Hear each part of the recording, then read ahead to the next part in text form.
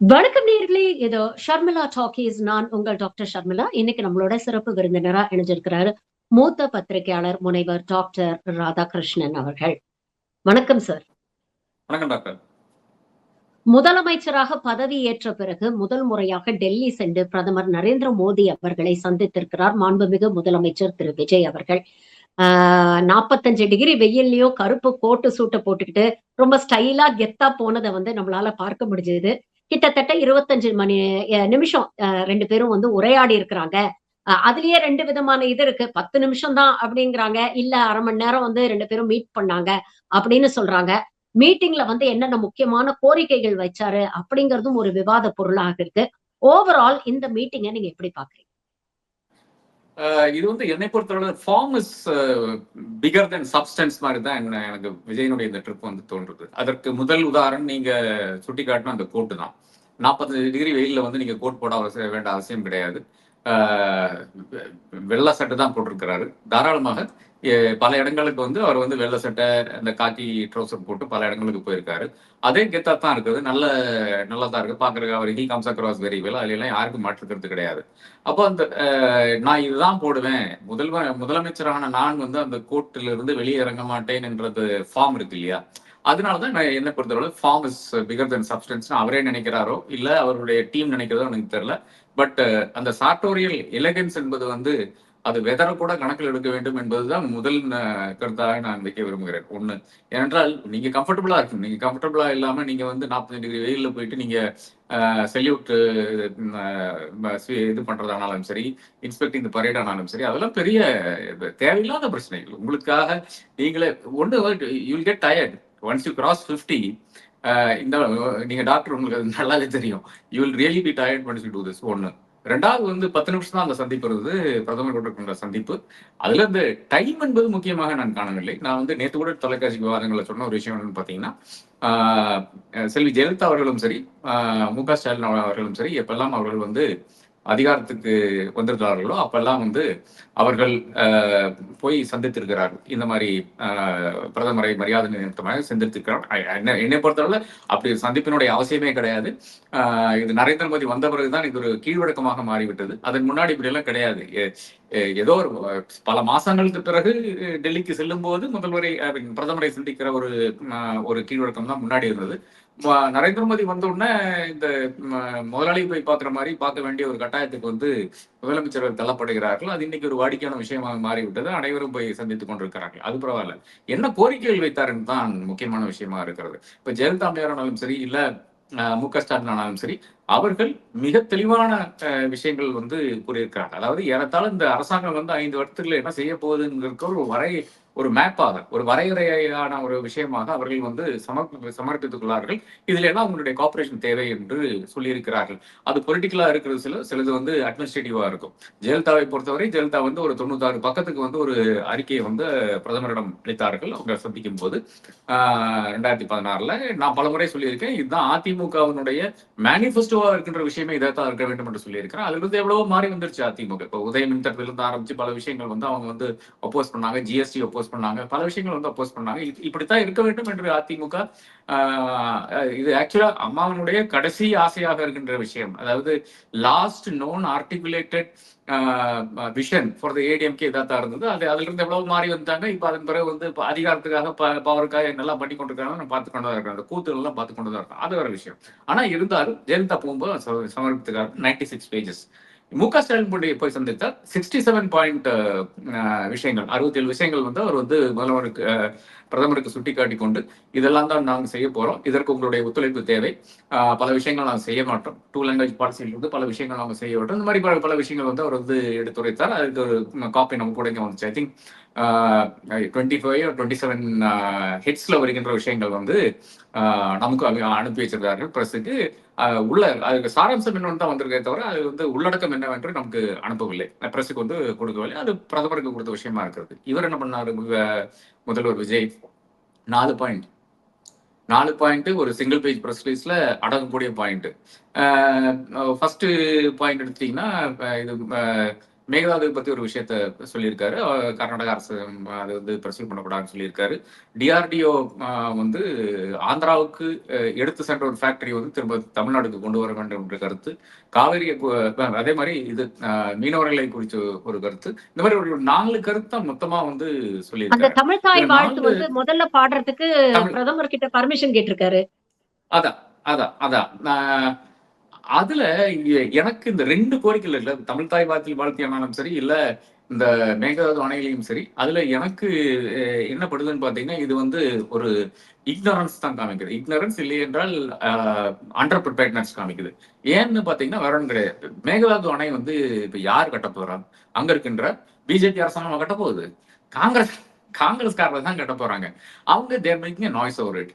அப்ப இவர் வந்து தாராளமாக ராகுல் காந்தியை சந்தித்து மல்லிகார்ஜுன் கார்கேயை சந்தித்து தாராளமாக மல்லிகார்ஜுன் கார்கே வந்து இன்னும் சொல்ல போனா கர்நாடகத்திலிருந்து வந்த நபர் தாராளமாக சந்தித்து வந்து அவரோட சொல்லிருக்கலாம். ஏங்க தயவு செய்து 2 வருஷத்துக்கு கொஞ்சம் கூச்சல் குழப்பம் போடாம இருங்க. 2028 தான் உங்களுக்கு தேர்தல். அப்ப ஜனவரியில் ஆரம்பிச்சு விடுங்கன்னு தாராளமாக சொல்லலாம். சோ அது சொல்லியிருந்தால் தாராளமாக இந்த விஷயமே இது மேட்டரே இல்லாம போயிடும். சி கர்நாடகாவுக்கு தண்ணி வருதோ தண்ணி வரலையோ பாலிடிக்ஸ் பண்ணி தான் ஆகணும். தமிழ்நாட்டுக்கு தண்ணி வருதோ தண்ணி வரலையோ பாலிடிக்ஸ் பண்ணி தான் ஆகணும். இதுதான் காவேரியினுடைய ஒரு அவல நிலையா இருக்கிறது. இதுக்கே நான் இன்னொரு ஸ்மால் ஒரு கதையோட சொல்றேன். 2009 தமிழகத்துல கடும் வறட்சி. அந்த டைம்ல வந்து கலைஞர் ஆட்சி.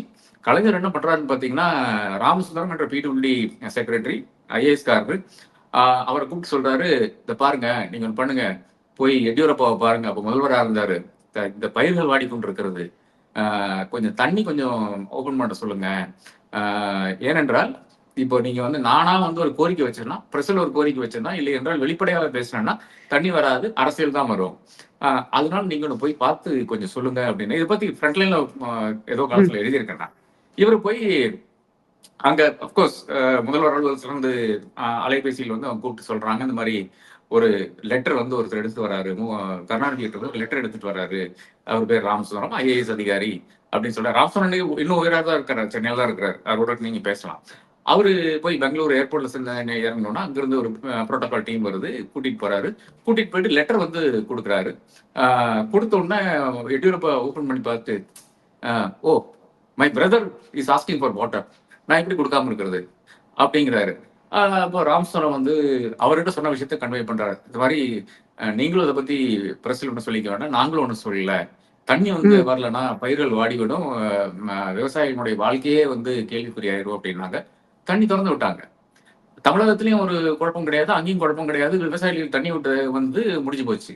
அப்ப இந்த அளவுக்கு, அதாவது திமுகவும் 2009 திமுக எங்க இருக்கிறது, யூபிஏ கூட இருக்கிறது, அந்த சமயத்துல நடந்த விஷயம். அதாவது பாஜகவுக்கும் திமுகவும் ஏறத்தாழ எவ்ரிடே முட்டிக்கொள்கின்ற சூழ்நிலையில வந்து நடக்கின்ற விஷயம். அந்த இடத்துல இருந்து கொண்டு கலைஞர் ஒரு விஷயத்த வந்து சொல்றாரு, இவங்க வந்து கேட்டுட்டாங்க.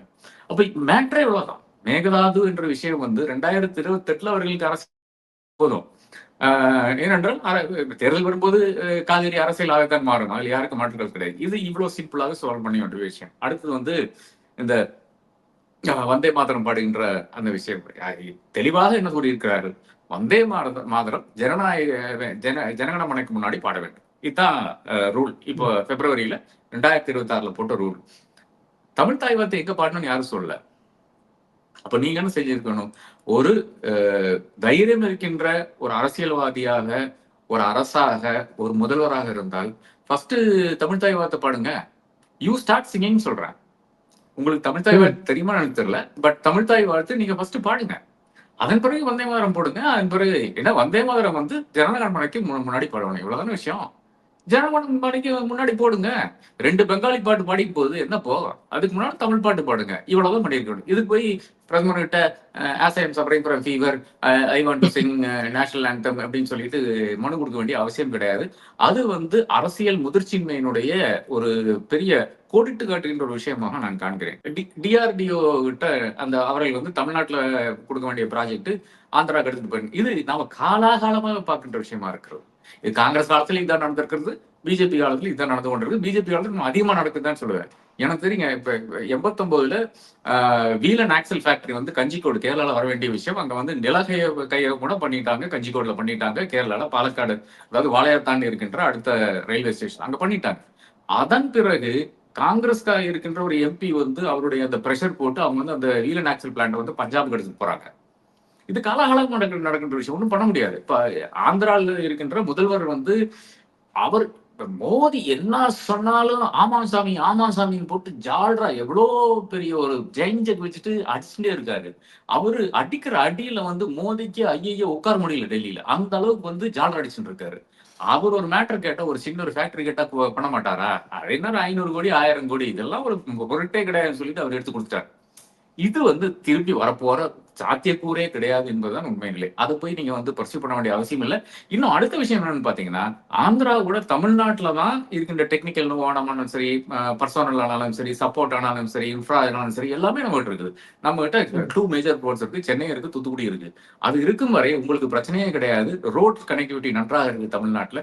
அப்ப எங்க ஃபேக்டரி போட்டாலும் உங்களுக்கு வந்து இந்த 2 போர்ட்ல ஏதோ ஒரு போர்ட்ல வந்து உங்களுக்கு டெஃபினட்டா இன்லைன் போர்ட்டும் நல்லா இருக்கு தமிழ்நாட்டை பொறுத்தவரை. பல இடங்கள்ல இருக்கிறது. ஏர்போர்ட் கனெக்டிவிட்டி நல்லா இருக்கிறது. பல இடங்கள்ல வந்து தமிழ்நாட்டுல நல்லா இருக்கு. இல்லை என்றால் பெங்களூர் அண்ட் கொச்சின் 2மே நல்ல இடங்களா தான் இருக்கிறது. அப்ப you can always get industries. உங்களுக்கு டிஆர்டிஓ வர வேண்டிய அவசியமே கிடையாதுன்றதுதான் உண்மை நிலையா இருக்கு. டிஆர்டிஓ வந்தாலே வந்து அவங்க பெரிய லேண்ட் வர கேட்பாங்க. அது லேண்ட் பார்சல் அந்த அளவுக்கு எல்லாம் தமிழ்நாட்டுக்கு கிடையாது. லேண்ட் பார்சல் இருக்கு. திமுக கையெடுத்து அதே மாதிரி அதிமுகவும் செய்து வச்சது அதெல்லாம் இருக்கிறது. கடைசியாக மீனவர் பிரச்சனை. மீனவர் பிரச்சனை வந்து இவருக்கு என்ன தெரியும் தெரியாது எனக்கு தெரியாது. பட் இந்திய மீனவர்கள் வந்து தமிழக மீனவர்கள் வந்து இலங்கை கரையோரம் சென்று ஃபிஷிங் செய்கிறார்கள். இதுதான் பெரிய விஷயமா இருக்கிறது. இது இன்று நேற்று ஆரம்பிச்சு கிடையாது. நான் இலங்கையில் இருந்த சமயத்திலேயே வந்து 2010 எல்லாம் வந்து எவ்வளவோ நபர்களை வந்து பிடித்துக் கொண்டே இருந்தாங்க. அதாவது எல்டிடியினுடைய அந்த போர் முடிந்த உடனேயே வந்து அப்ப இருந்தே நம்ம ஆளுகள் வந்து அங்க போக ஆரம்பிச்சிட்டாங்க. அதுல இருந்து வந்து பிரச்சனை நடந்து கொண்டே தான் இருக்கிறது. அங்க வந்து சிறைபிடிப்பதும் அதன் பிறகு வந்து ரிலீஸ் ஆகுதும் ஏறத்தாழ இப்ப அன்றாட விஷயமா தான் இருக்கிறது. அதற்கு தீர்வுன்னு பாத்தீங்கன்னா டீப் சி ஃபிஷிங் தான். வேற வழியே கிடையாது. இன்னைக்கு சீனக்காரன், பிலிப்பீன்ஸ்காரன்லாம் வந்து டீப் சி ஃபிஷிங் பண்ணிட்டு இருக்கான். Off Indian shores, off Andaman shores. நாம தான் அங்க போய் பண்ணியிருக்க வேண்டும். அது செய்யவில்லை. அந்த ட்ரெய்னிங் வந்து 25 வருஷமா பேசிட்டு இருக்காங்களே தவிர செய்யவே இல்ல. சுஷ்மா ஸ்வராஜ் வந்து 2012, 13 அந்த காலத்துல வந்து பேசிட்டு இருந்தாங்க. இதுவரை இதை நம்ம பண்ண போறோம்னு. அப்புறம் மந்திரியானவரும் பேசினாங்க. நாங்க பண்ண போறோம். ஆனா ஒண்ணும் பண்ணல. அப்போ இவ்வளவு பிரச்சனைகள் வந்து இதுக்கு மீனவர் பிரச்சனைன்றது ஒரு லாங் ஸ்டாண்டிங் இஷ்யூ. தாராளமாக தீர்வு காண முடியும். அது தீர்வு என்று நீங்க அதிலேயே வந்து கொடுத்துக்கலாம். அந்த நீங்க கொடுத்த அந்த கோரிக்கையிலே வந்து மீனவர்களை சிறைபிடிக்கிறது பிரச்சனை கிடையாது. மீனவர்களுக்கு வாழ்வாதாரம் நீங்க உருவாக்கி கொடுக்கறது தான் பிரச்சனை. அதை பத்தி நீங்க ஒண்ணுமே பேசல. மீனவர்களை சிறைபிடிக்க கூடாதுன்னு பாத்தீங்கன்னா, நீங்க இலங்கை கரையோரம் போனீங்கன்னா நீங்க என்ன சிறைபிடிக்காம இருப்பானா? அதுக்கு நீங்க அடுத்த ஒரு மெக்கானிசம் பண்ண வேண்டும். அங்க ஒரு அட்வொகேட்டை புடிச்சு, இல்லைன்னா ஒரு 10 அட்வொகேட்டை வந்து நீங்க ஹையர் பண்ணிட்டு, இம்மீடியட் ஹியரிங் கொண்டு வந்துட்டு, அவர்களுக்கு ஃபைன் போட்டு திருப்பி வர மாரி இருந்ததுன்னா, அதுக்கு ஒரு ஒரு மெக்கானிசம் வந்து நீங்க கிரியேட் பண்ணீங்கன்னா, ஈஸியா பண்ணிடலாம். அது எல்லாமே வந்து விஜய் வந்து அப்படியே ஹீரோவா இருக்கின்ற ஏரியால தான் இதெல்லாம் நடந்து கொண்டிருக்கிறது. அப்ப ஜாஃப்னா ஆனாலும் சரி, யாழ்ப்பாணம் ஆனாலும் சரி, இல்ல முல்லைத்தீவு ஆனாலும் சரி, இந்த மாதிரி எல்லா ஏரியாலையும் வந்து தாராளமாக உங்களுடைய அட்வொகேட்டை ஹையர் பண்ணி, தாராளமாக இந்த தமிழ் ஜட்ஜஸ் இருப்பாங்க, தாராளமா மேஜிஸ்ட்ரேட்ஸ் இருப்பாங்க. அவர்கள் வந்து விட்டு விடுவார்கள். விஜய் கேட்டாருன்னு சொன்னா விடமாட்டாங்களா? என்ன ஒரு மேஜிஸ்ட்ரேட் விடமாட்டாரா? அப்போ இந்த அளவுக்கு தான் இருக்கு. இப்ப 4 கோரிக்கை என்னை பொறுத்தவரை வெத்து கோரிக்கைகள். அப்ப நீங்க எதுக்காக டெல்லி போனீங்க? எதுக்காக பிரதமரை பார்த்தீங்கன்னா, அந்த கேள்வி எனக்கு இன்னும் மனசுல இருக்கிறது. எனக்கு ஒண்ணும் புரியல அதுல. முக்கியமான விஷயங்கள் எல்லாம் இருக்கு. இப்போ நீட்ல ஏற்பட்ட முறைகேடு அப்படிங்கிற விஷயம் இருக்கு. சிபிஎஸ்இ ரிசல்ட்ஸ்ல வந்து ஏகப்பட்ட முறைகேடுகள் நடந்திருக்கு. பரந்தூர் விமான நிலையம் இருக்கு. கச்சத்தீவு இஷ்யூ இருக்கு. இதெல்லாம் பத்தி வந்து எதுவுமே பேசல அப்படிங்கிறது ஒரு பக்கம் பார்க்கிறோம். இன்னொரு பக்கம் நீங்க பார்த்தீங்கன்னா, ஆரம்பத்திலேருந்தே இப்போ மு.க. ஸ்டாலின் முதல்வராக இருக்கிறார்னா, அவங்க மாநில உரிமைகள ரொம்ப தீவிரமாக அரசியல் களத்தில் பேசக்கூடியவர்கள். எப்பவுமே ஒன்றிய அரசோட ஒரு கன்ஃபரன்டேஷனல் ஆட்டிட்யூட் தான் இருக்கு. ஜெயலலிதா அம்மாகிட்டயும் அதே தான் நம்ம பார்க்க முடிஞ்சது. இபிஎஸ் வந்து எல்லாம் அனுசரிச்சு போய் நம்ம மாநிலத்துக்கு வாங்கணும் அப்படிங்கிற ஒரு நடைமுறையை எடுக்கிறாரு. விஜய் எந்த பாத்த ஃபாலோ பண்றாருன்னு நினைக்கிறீங்க? நிதிஷ் நாயுடு, ஜெகன்மோகன் ரெட்டி மாரி போவாரா? இல்ல ஸ்டாலின், ஜெயலலிதா, மம்தா பானர்ஜி போன்ற ஒரு ஆட்டிட்யூட எடுப்பாரா? அவர ஜட்ஜே பண்ண முடியலையே. நேத்து கூட பாருங்களேன். இந்த சான்சலர் பதவிய வந்து சிஎம்க்கு தான் போடணும் அப்படிங்கிறத ஒரு நீண்ட நெடிய சட்ட போராட்டத்துக்கு அப்புறம் திமுக ஆட்சி காலத்துல வாங்கி வச்சிருந்த அந்த உரிமைய ரொம்ப அசால்ட்டா காங்கிரஸ் உடைய உயர்கல்வித்துறை அமைச்சர் விஸ்வநாதன் வந்து அதெல்லாம் நாங்க ஃபாலோ பண்ணணும் அப்படிங்கிற அவசியம் இல்ல அப்படிங்கிற மாரி கவர்னருக்கு ஆதரவாக பேசக்கூடிய நிலைப்பாடை எடுக்கிறாரு. விஜய் எந்த பாத்த வந்து சூஸ் பண்ண போறாருன்னு நினைக்கிறீங்க? ஒரு கன்ஃபரன்டேஷனல் ஆட்டிட்யூடா?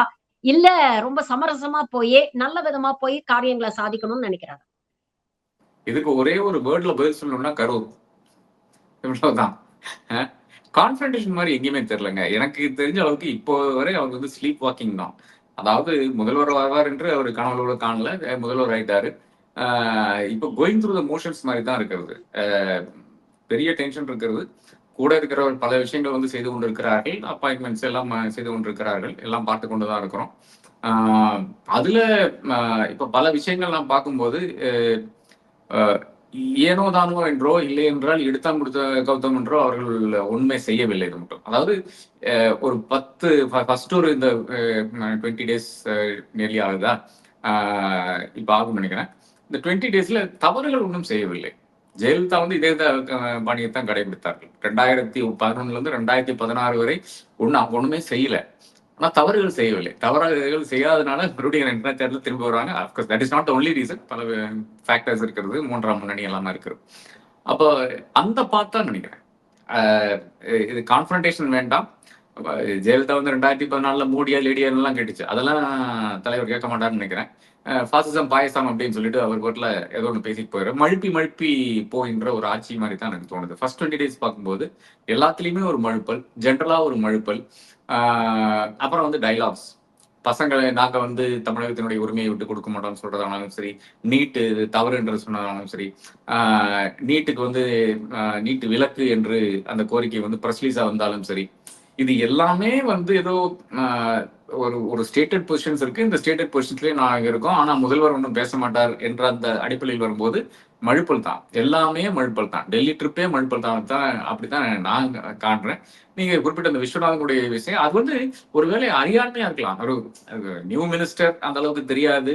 யாருக்குமே வந்து ஒரு பிராக்டிக்கல் ட்ரைனிங் யாருமே கொடுக்கல. அப்போ ஒரு கிளாஸ் எடுத்துக்கலாம். அதாவது பழைய நபர்கள் இப்போ செங்கோட்டையன் இருக்காரு. செங்கோட்டையன் வந்து இவர்களை எல்லாம் அனைவரையும் உட்கார வச்சு அது அவரால் செய்ய முடியாது, கட்சி தான் சொல்ல வேண்டும். அனைத்து அமைச்சர்களுக்கும் எம்எல்ஏஸ்க்கும் வந்து கிளாஸ் எடுத்துக்கலாம். அது செய்யவில்லை. ஜெயலலிதா செஞ்சாங்க. எம்எல்ஏஸ்க்கு எல்லாத்துக்குமே வந்து ஒரு ட்ரைனிங் ப்ரோக்ராம் சொல்லிட்டு செக்ரட்டரிஸ் கவர்மெண்ட் எல்லாருமே வந்து அவர்கள் என்ன செய்கிறார்கள், எந்த துறை, என்னென்ன பணிகள் நடக்கும் அப்படின்னு சொல்லிட்டு அந்த கிளாஸ் வந்து 3 நாள் 4 நாள் வந்து நடத்துவாங்க. யாரும் ஒன்றும் பெருசா கவனிக்கலாம் மாட்டாங்க. பட் இருந்தாலும் ஒரு ஒரு அட்லீஸ்ட் ஒரு 10 பேர் கவனிச்சாங்கன்னா பெரிய விஷயம் அது. அது அவர்களுக்கு வந்து புரியும். எப்படி அரசாங்கம் நடக்கிறது, அரசு எப்படி இயங்குறது என்று புரியும். அந்த புரிதல் இல்லாதனாலதான் இன்னைக்கு வந்து ஒரு இண்டஸ்ட்ரீஸ் மினிஸ்டருடைய அந்த இது பார்த்திருப்பீங்க. அந்த ஒரு ஒரு அதை பண்ண போறோம், இது பண்ண போறோம், இதுவரை ஒன்றும் நடக்கலன்னு சொல்றது வந்து அது வந்து அறியாண்மையினுடைய ஒரு வெளிப்பாடாக தான் இருக்கிறது. அப்ப அமைச்சர்களுக்கு ஒரு ட்ரைனிங் ப்ரோக்ராம் தாராளமாக நடக்கலாம். இப்போ அதுல கூட என்னுடைய சஜஷன் என்னன்னு பாத்தீங்கன்னா, இப்ப மேலை நாடுகள் வந்து தாராளமாக வந்து கோஆபரேட் பண்ணக்கூடிய இடத்துல தான் இருக்காங்க. இப்போ தே ஆல்சோ வாண்ட் ஒரு புது கட்சி வந்திருக்கிறதுன்னு பார்க்கும்போது அவர்களும் வந்து இந்த இது எப்படி வந்ததுன்னு அவர்கள் வந்து ஆராய்ந்து கொண்டு இருக்கிறார்கள். இப்போ ஒரு யுஎஸ் டெக்னிக்கல் சப்போர்ட் கேட்டாலும் சரி, இப்ப இங்க இருக்கின்ற நபர்கள் தானே உங்களுக்கு வந்து பிரச்சனை உருவாக்குறாங்க. ஒரு யுஎஸ் தூதரத்துல கேட்டாலோ, இல்லை ஜப்பான் கிட்ட கேட்டாலோ, இல்லை என்றால் ஏதோ ஒரு நாட்டு கொரியா கிட்ட கேட்டாலோ, அவங்க தாராளமாக உங்களுக்கு ஒரு மாடியூல் மாதிரி ப்ரிப்பேர் பண்ணி கொடுப்பார்கள். எப்படி அதிகாரிகள் செயல்பட வேண்டும், அதிகாரிகள் கிட்ட எப்படி ஒரு செட்டப் ஒரு அமைச்சர்கள் வந்து என்னெல்லாம் செய்ய இயலும், இப்ப இருக்கின்ற ஏஐ தொழில்நுட்பம் எப்படி யூஸ் பண்ண முடியும், ஒரு அமைச்சர்னால யூஸ் பண்ண முடியும். இவங்க எல்லாருமே வந்து 2K கிட்ஸ்னு கூட எடுத்துக்கலாம். அப்படி இருக்கிற நபர்களுக்கு ஒரு ஏஐ தாராளமாக, இல்லை என்றால் கம்ப்யூட்டரைசேஷன் தாராளமாக யூஸ் பண்ணிக்கொண்டு, சாஃப்ட்வேர் யூஸ் பண்ணிக்கொண்டு நீங்க பல விஷயங்களை வந்து மானிட்டர் பண்ணலாம். ஆக்சுவலா இதெல்லாம் பல விஷயங்கள் நடந்த விஷயங்கள் தான் தமிழ்நாட்டுல. இந்த டேஷ்போர்டுன்ற விஷயமே வந்து கோவிட் டைம்ல வந்து நம்மளுடைய இப்ப ஹெல்த் செக்ரட்டரி தாரேஸ் வந்து அமல்படுத்தினார். கண்ட்ரோல் ரூம்ஸ் வச்சாரு. இப்ப டேஷ்போர்டு என்பது எங்க என்ன நடக்கிறதோ ஹெல்த்தை பொறுத்தவரை அது எல்லாமே ஒரு டேஷ்போர்ட்ல வந்துருது. ஒரு ஒரு பெரிய வால் மாதிரி ஒரு ஸ்கிரீன்ல வந்து வந்துருது. ஏறத்தால அதே மாதிரி ஒரு சிஸ்டத்தை வந்து எல்லா டிபார்ட்மெண்ட்டும் கூட ஏற்படுத்தலாம். இதெல்லாம் தாராளமாக செய்யக்கூடிய விஷயம். அது வந்து உங்களுடைய அந்த பிரீஃப் படிக்காம நீங்க வந்து பேசுறதுதான் விஸ்வநாதன் ஆனாலும் சரி, இல்ல இந்த லேடி ஆனாலும் சரி, இவர்களுக்கெல்லாம் அதனாலதான் பிரச்சனை வருதுன்னு நான் கருதுறேன். விஜய் அவரோட கூட்டிட்டு போன நபர்களும் இன்னைக்கு வந்து ஒரு பெரிய ஒரு சர்ச்சையை ஏற்படுத்தியிருக்கு. நீங்க பாத்தீங்கன்னா, அமைச்சர்கள் யாருமே வந்து முக்கியமான அமைச்சர்கள் பிரதமரை மீட் பண்ண, இல்ல நிதியமைச்சரை மீட் பண்ண அவர் கூட போகல. ஆபிசர் ஆன் ஸ்பெஷல் டியூட்டின்னு ஜக்மோகன் ஆட்சியில அவருக்கு ரொம்ப க்ளோஸா இருந்த ஒரு நபரை வந்து அவர் எம்ப்ளாய் பண்ணியிருக்கிறாரு. அவரும் அவருடைய பிஆர் ஃபார்ம் மேனேஜ் பண்ணக்கூடியவரும் அவர் கூட போயிருக்கிறாங்க. இவங்களுக்கு என்ன அரசியல் அதிகாரம் இருக்கு? இவங்களை எதுக்கு வந்து இப்படிப்பட்ட முக்கியமான மீட்டிங் கூட்டு போறாரு? அப்படிங்கிற ஒரு கேள்வி. அதே மாதிரி ரொம்ப முக்கியமா பாத்தீங்கன்னா, வெளியில வந்து பிரஸ்ஸ வந்து அவர் மீட் பண்ணவே இல்ல. எப்படி "ஓ மை காட்" அப்படின்னு பிரதமர் தவிர்த்துட்டாரோ, அந்த மாதிரி தொடர்ந்து இன்ஃபாக்ட் அங்க பிரஸ் மீட்டிங்ல அங்க இருக்கக்கூடிய ஜர்னலிஸ்ட் வந்து ஒருத்தர் கேள்வி எழுப்புறாரு. ஜெயலலிதா காலத்திலிருந்து தமிழ்நாட்டுக்கு ஒரு லெகசி இருக்கு.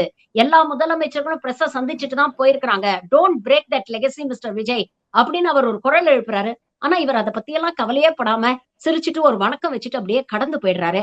பிரஸ்ஸ மீட் பண்றதுல என்ன சார் தயக்கம்? இல்ல அவர்களுக்கு ஒரு ஆர்மி இருக்கு இல்லையா? அவங்க வந்து பிரஸ் நம்பல. அவர்களை பொறுத்தவரை அவர்களுடைய உலகம் என்பது சோசியல் மீடியா தான். சோசியல் மீடியால 2 ரீல் போட்டா போதும், எங்க வேணா போய் சேருது.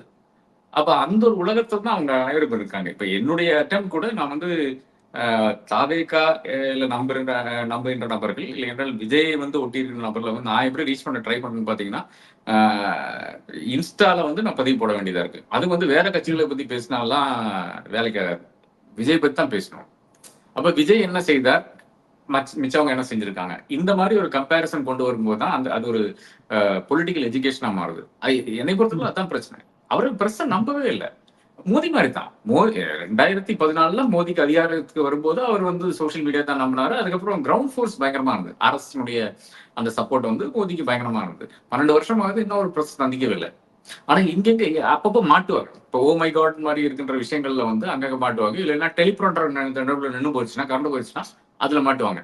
அப்பதான் நமக்கு வந்து இவர்களுடைய ஆக்சுவல் அந்த ஒரு ஃப்ளோ இருக்கா, அவங்க வந்து இந்த ஸ்கிரிப்டை வந்து ஃபர்ஸ்டே பார்த்துருக்காங்களா, அதாவது இந்த ஈவன் இஃப் இட்ஸ் ஸ்பீச், அந்த ஸ்பீச்சை வந்து இதுக்கு முன்னால பார்த்துருக்காங்களான்னு கூட எனக்கு நம்மளுக்கு அப்பதான் தெரியும்.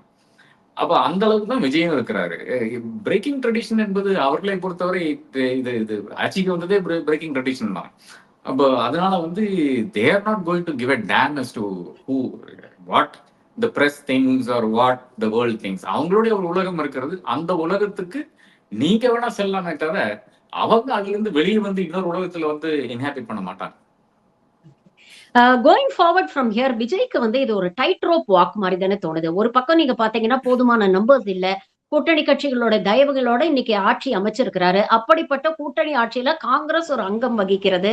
இந்த நேரத்துல ஒன்றிய அரசுல சார்ந்த நபர்களை வந்து இவர் போய் சந்திக்கிறாரு. ரொம்ப நட்பு பாராட்டினாலும் அது காங்கிரஸ்க்கு ஒரு இன்செக்யூரிட்டி ஏற்படுத்தும். காங்கிரஸ் ரொம்ப தூக்கி கொண்டாடினாலும் அது பாஜகவுக்கு ஒரு கோபத்தை ஏற்படுத்தும். கிட்டத்தட்ட ஒரு இருதலை கொள்ளை எழும்பு மாதிரி ஒரு நிலைமையில வந்து அவர் மாட்டிக்கிட்டு இருக்கிறாரு. இதை எப்படி பாக்குறீங்க? கோயிங் ஃபார்வர்ட் இந்த டைட் ரோப் வாக்க வந்து அவரால சரியா பேலன்ஸ் பண்ண முடியும்னு நினைக்கிறீங்களா? காலப்போக்குல இந்த மாதிரி பிரஸ்ஸ சந்திக்காம ஒரு விளக்கம் கொடுக்காம இருக்கிறது இப்ப வேணா ஸ்ட்ராட்டஜியா தோணலாம். பட் காலப்போக்குல இது அவருடைய வீக்னஸை எக்ஸ்போஸ் பண்றதுக்கான வாய்ப்புகளும் இருக்கு இல்லையா? இதை எப்படி ஹேண்டில் பண்ண போறாருன்னு நினைக்கிறீங்க? இல்ல இது மிக எளிதாக ஹேண்டில் பண்ணிடலாம். இன்னொரு 10 பேரை வந்து காசு கொடுத்து வாங்கினா போறோம் அதிமுக.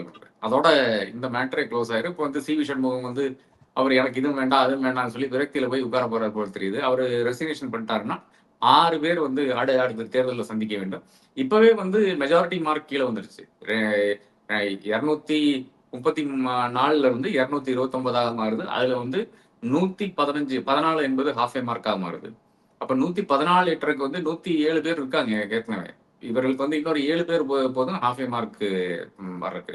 அப்ப அதுல வந்து பிரச்சனையாக நான் காணவில்லை. இனி பாட்டு தேர்தல் நடந்தால் இப்ப சி.வி. சண்முகம் உட்பட 228 6 இடத்துக்கு தேர்தல் நடந்தால் அந்த 6 இடம் வந்து இப்ப இருக்கின்ற சிச்சுவேஷன்ல வந்து விஜய் ஜெயிக்கிறதுக்கான வாய்ப்பு இருக்குது. அவருடைய கட்சி ஜெயிக்கிறதுக்கான அந்த வாய்ப்பு இருக்கிறது. அப்படியே வந்து அவர்கள் அந்த 118 வந்து எப்படியாச்சும் நம்ம அந்த இலக்கை நோக்கி பயணிக்க வேண்டும் என்றுதான் இருப்பார்கள். அதற்கு என்ன வேணாலும் செய்யறதுக்கு தயாராக இருக்கிறோம் என்பதுதான் இந்த ஒரு 3 பேருடைய ரெசிக்னேஷன், அதன் பிறகு வந்து ஒருத்தருடைய ரெசிக்னேஷன்லாம் அதுக்கு தான் எனக்கு ஒரு சமிக்கையாக தெரியுது. அப்ப அவருடைய அப்ரோச் அப்படித்தான் இருக்கும். எந்த அளவுக்கு முடியுமோ அந்த அளவுக்கு வந்து நாம வந்து பாக்கி இருக்கின்ற கட்சிகளை நம்பி இருக்க முடியாது என்பதுதான் அவருடைய இலக்காக இருக்க முடியும். ஏனென்றால் இது ஒரு கல்ட், இது ஒரு கட்சி கிடையாது. இப்போதைக்கு வந்து இது ஒரு கல்ட், ஒரு ஃபேன் பேஸ் மாதிரி இருக்கின்ற ஒரு விஷயம். அதற்கு பல நபர்களும் வந்து இப்ப நீங்க வந்து நம்பி வாக்களித்திருக்கிறார்கள். பல நபர்களும் வந்து அங்க இல்லாத அந்த கல்ட் இல்லாத நபர்கள் வந்து வாக்களித்திருக்கிறார்கள்.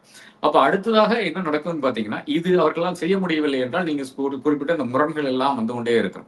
அது பாஜகனாலேயோ, காங்கிரஸ்னாலேயோ எல்லாம் கிடையாது. அது இன்ஹெரண்டா இருக்கின்ற பிரச்சனைகள்னால. இன்ஹெரண்டா இந்த மாதிரி ஒரு கல்ட்டா இருக்கின்ற ஒரு கட்சி வந்து இன்னொரு டெமோக்ராட்டிக் கட்சி கூடயோ அல்லது டெமோக்ரஸி என்ற தோற்றம் இருக்கின்ற ஒரு கட்சி கூடிய ஜனநாயக தோற்றங்கள் இருக்கின்ற கட்சிகள் கூட அவர்கள் வந்து ஈடு கொடுக்க முடியாது.